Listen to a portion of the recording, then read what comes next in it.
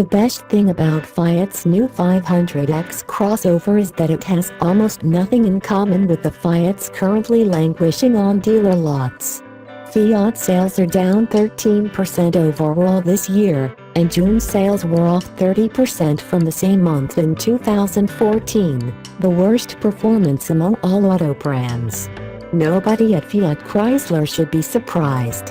The Italian brand's core product, the Tiny 500, is entering its fifth year. Fiat's first attempt at a more mainstream four-door model for the US, the 500L, is as zealous-proof as any car in our market. Calling it homely is like saying the star of Fiat's Abarth advertisements, fashion model Katrina Mankia, is merely pretty. The 500X attempts to address all of the brand's shortcomings with a fresh design that takes more styling cues from the Porsche Macan than either of its stablemates. The 500X is attractive and distinctive, and it has a real back seat with a cargo hold that's reasonably sized for its class. The cockpit is well thought out, with a center-mounted infotainment screen that comes straight from the corporate Chrysler parts bin. The same goes for its powertrain, which is shared with its platform mate, the Jeep Renegade. Both are built in Fiat's Melfi, Italy, plant. The 500X can be hit with a 1.4-liter turbocharged four-cylinder and a 6-speed manual, but only as a front driver in entry-level trim.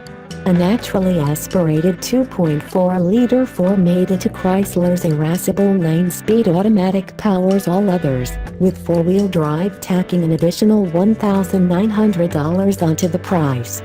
Base models start at just $20,900, but a loaded 500X runs up to $32,500.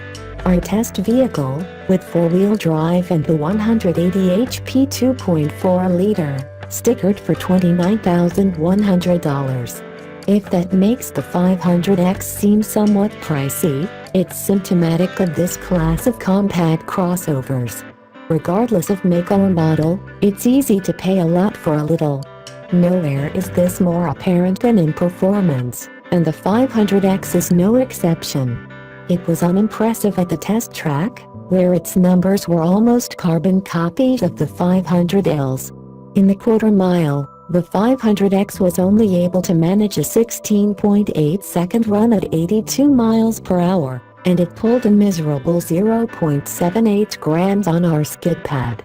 This last number was particularly disappointing given how taut the 500X's steering feels and how firmly it rides on the street, sometimes excessively so. Braking performance was a respectable 163 feet from 70 miles per hour, about what we see in most cars that weigh as much as the 3,361-pound 500X and aren't shod with high-performance rubber. Compared with other little utes, however, its numbers aren't out of line. It's just that we have a hard time wrapping our heads around spending $30,000 for a small vehicle that isn't much fun to drive, especially when it gets only 24 miles per gallon in mixed usage. There are so many great affordable cars on the market. Take a look at our 2015 10 Best Cars list for some ideas, that there's little reason to settle for merely good. Of course, you're not buying something in this class for track days, and the 500X is more successful in its primary mission of offering stylish transportation. But as is often the case with current Fiat Chrysler products, the 500X has the feeling of being unfinished, like nobody was really sweating the details as much as just trying to get the final product out the door. Nowhere is that more apparent than in its transmission. Unlike every other vehicle we've driven with this 9-speed, we did see the 500X actually shift into its highest gear. But like the others, it was constantly shifting back and forth between 7th and 8th on the highway to maintain speed, and dynamic driving situations had it hunting around for the right gear. At one point, we even felt the 500X almost stall because of the transmission's eagerness to be in a higher gear. We found that choosing Sport mode on the 500X's 3-position drive mode selector, the others are Auto and Traction Plus, cures much of the indecision. Just be certain to turn and hold the knob in place to ensure that it actually changes the mode setting.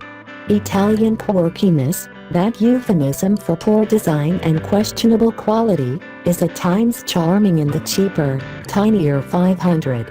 But that's a car that, for many of its owners, is more of a toy or a fashion statement than anything else. Here the bar is higher, and although Fiat Chrysler has certainly outdone its previous efforts, there's still room for progress to be made.